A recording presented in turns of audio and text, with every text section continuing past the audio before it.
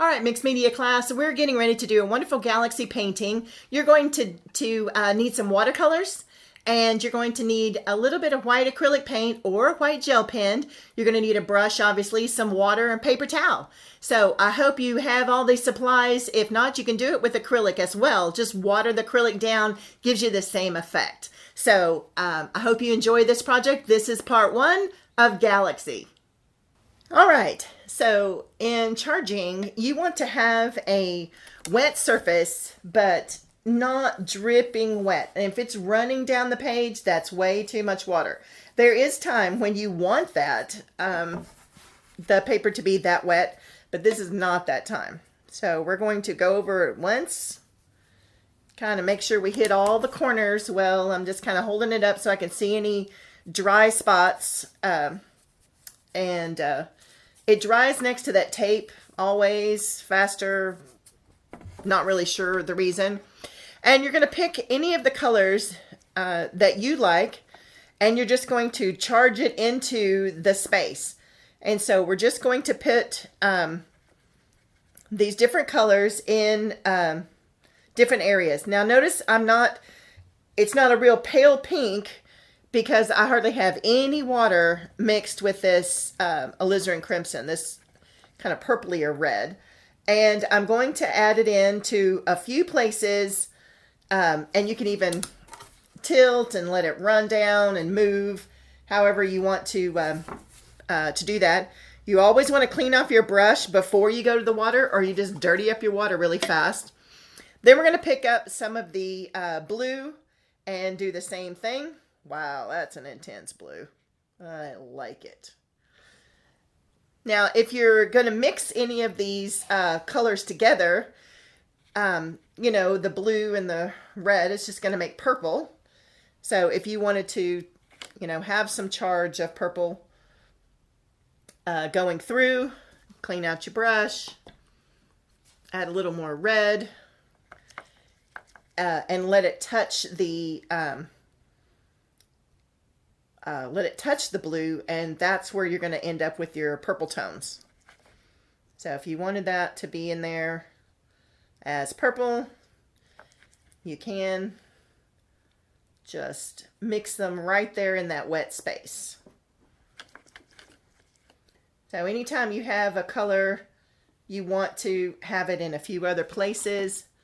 So you can choose as many colors as you'd like, as long as they are either analogous, which means they're next to each other on the color wheel, or they are the cool tones and the warm tones. So if I threw some yellow into here, when it mixed with the purple tones, it would be more of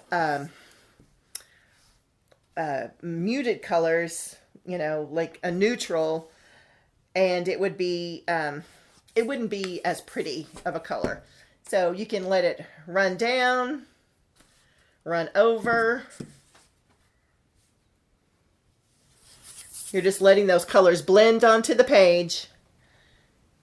And I'm actually going to touch the paper a little bit where these little white spots are, so that something will kind of go into that space.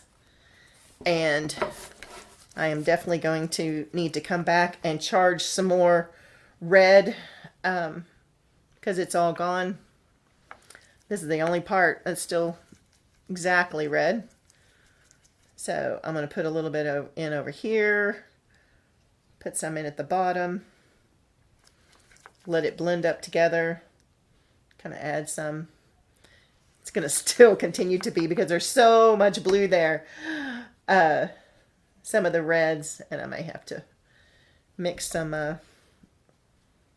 kind of dull that red down so it looks like it goes with all the rest of these.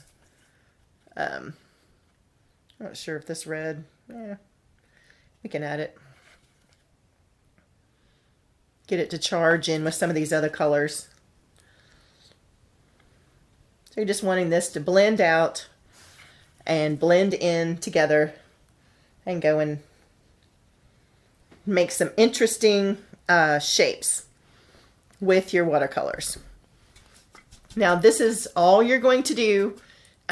If you were going to do this with colored pencil, you would color in a certain area and then color in a different color and color in another color, And then you would charge all those colors together using either white or a colorless blender.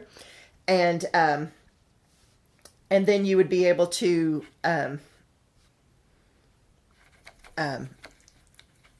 use that paper to cut and do some of the designs that we're going to do later on.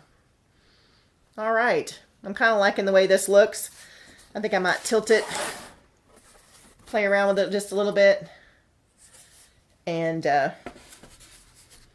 be done. Wow, that had a lot of blue in it. Get some more red.